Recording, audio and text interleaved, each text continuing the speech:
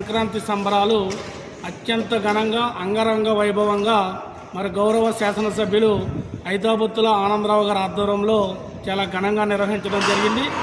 ఈ సంక్రాంతి సంబరాలకు రాష్ట్ర నలుమూలల నుండి ఇతర రాష్ట్రాల నుండి మొత్తం ప్రపంచ నలుమూలల నుండి కూడా కుటుంబాలతో సహా ఈ సంక్రాంతి సంబరాలకు హాజరయ్యి మరి ఆనందంగా గడిపిన క్షణాలు మీరందరూ చూస్తుంటారు. అలాగే ప్రతిపక్షంలో ఇజ్రాయిల్ గారు యస్యానంలో జరిగిన సంక్రాంతి సంబరాల మీద ఆయన కొన్ని విమర్శలు చేయడం జరిగింది.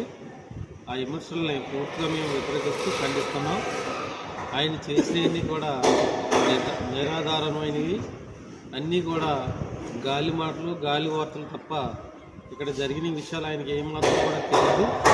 ఆయన సంక్షేమం కానీ సంబరాలు కానీ ఏమీ చేయనటువంటి ఒక అర్హత లేనటువంటి వ్యక్తి ఎవరు బొమ్మ ఇజ్రాయల్ అనేటువంటి వ్యక్తి, అతనికి జగన్మోహన్ రెడ్డి ఏదో ఆశించి అతనికి ఎమ్మెల్సీ పదవి ఇచ్చేస్తే ఆ ఎమ్మెల్సీ పదవి ఉనికి చాటు కోసం వాళ్ళ పార్టీలో ఏదైనా ఉనికి చాటు కావడం కోసం అతను యస్యానం బీచ్లో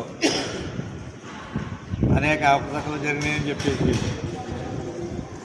ఇజ్రాయిల్ గారు చేసిన ఆరోపణలే నేను మాజీ సర్పంచ్గా నేను ఖండిస్తున్నాం. మీరు అన్న మాటలో ఈరోజు మమ్మల్ని ఎంతో కించపడుతున్నాయి. కానీ ఈరోజు మీరు రండి యస్యానం బీచ్కి, ఇక్కడ ఎంతవరకు అభివృద్ధి చేశారో ఎంతవరకు దృష్టి పెట్టి మా ఎమ్మెల్యే గారు నైట్ అనగా పగలనగా నిద్ర నిపుణులు లేకుండా ఎంతో కష్టపడి ఇంత ఈ ప్రోగ్రాన్ని సక్సెస్ చేశారు. ఆయన ఇవాళ తెలంగాణ అంతా కూడా మోతమవుతుంది. ఇవాళ హైదరాబాద్ నుంచి కూడా ఫోన్లు చేసి ఇక్కడికి యస్యానం బీచ్ ఎంత దూరం కూడా మీకు తెలీదు. ఏ రోజునాడు కూడా మీరు ఇక్కడికి రాలేదు. ఇక్కడ చాలా అత్యద్భుతమైనటువంటి అశేష జనం వచ్చి ఇతర దేశాల నుండి కూడా వచ్చి ఎంజాయ్ చేసి ఫ్యామిలీతో వెళ్ళడం జరిగింది. ప్రతి ఒక్కరు కూడా చిన్న పెద్ద తారతమ్యం లేకుండా అందరూ ఎంజాయ్ చేసి వెళ్ళారు. ఈ యొక్క కార్యక్రమాన్ని ఆయన ఇనిషియేషన్ తీసుకుని గ్రామస్తుడిగా చాలా డెవలప్ చేసి చాలా అత్యద్భుతంగా తీర్చిదిద్దడంలో కీలక పాత్ర పోషించారు మా ఐతాబత్తుల ఆనందరావు గారు.